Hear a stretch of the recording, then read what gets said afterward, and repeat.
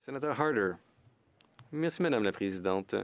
Aujourd'hui, je prends la parole pour rendre hommage à Peter Elsbeth Thiessen, mes grands-parents, ainsi qu'au révérend Abram et Anna Harder. Vous vous souvenez peut-être, chers collègues, qu'en mai 2019, j'ai pris la parole à l'occasion du centenaire du décret qui a empêché mes grands-parents, mes parents, ainsi que leurs frères et sœurs, ainsi que d'autres Ménonites, qui se comptent par milliers, qui avaient demandé à venir au Canada de quitter l'Union soviétique. Selon le décret, on disait que il était peu probable que ces personnes s'assimilent facilement ou qu'elles puissent assumer leurs responsabilités qui leur incombaient en titre de citoyens canadiens. En juin 2022, j'ai pris la parole à l'occasion du centenaire d'un événement bien plus heureux, lorsqu'un gouvernement nouvellement élu au Canada a annulé cet ordre. Conséquemment, environ 20 000 personnes, c'est-à-dire 1/6 de la population ménonite russe, a pu quitter l'Union soviétique pour le Canada. C'est ce qu'on a appelé l'exode ménonite. Donc, je prends la parole pour souligner ce centenaire aujourd'hui. Il y a 100 ans, ce mois-ci, les familles Thiessen, puis Harder, quittaient la gare de Litchnau avec tous leurs biens. Le train était composé d'environ 50 wagons de marchandises, qui comptaient à peu près 20 personnes par wagon, toutes originaires des villages d'où elles venaient. Ce fut un départ mémorable.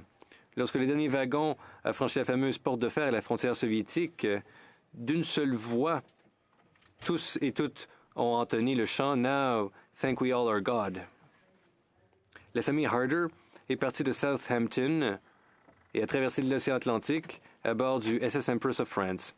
En remontant le Saint-Laurent, mon grand-père Harder écrit ce qui suit dans son journal. « Enfin, mes années d'espoir et de rêve sont sur le point de se réaliser. Quelques heures de navigation encore et nous toucherons le sol canadien au Québec. Aujourd'hui, c'est mon anniversaire. J'ai 45 ans et je cite les mots du psalmiste, « Je suis un homme de paix. Je marcherai dans la liberté car je cherche tes ordonnances. » Le jour de ma naissance, ma mère m'a déposé dans un berceau à Clearfield, province de Torien, en Russie. Aujourd'hui, les vagues du destin me bercent doucement jusqu'au rivage de l'Amérique du Nord. Où vais-je trouver un foyer pour moi et ma grande famille? Où trouverons-nous un foyer pour vaquer à nos activités quotidiennes? Combien de jours me reste-t-il à vivre dans cet étrange pays? Avec des sentiments et des émotions contradictoires, mais avec la conviction profonde que j'ai fait le bon choix, je m'écris, « Mon Dieu, mon espérance est en toi. » Ainsi, 100 ans plus tard, le plus jeune de ses petits-enfants peut, en cette enceinte, se lever et dire, s'appuyant sur la gratitude de plusieurs générations, « Merci, effectivement, vous avez fait quelque chose de bien. » Comme pour toute l'histoire de migration et de réfugiés, cela n'aurait pu se faire sans le soutien des co-religionnaires au Canada qui ont fait pression sur le gouvernement canadien pour qu'il autorise cette migration, qui ont négocié un imposant prêt de voyage auprès du Canadien Pacifique, parce que le voyage était coûteux.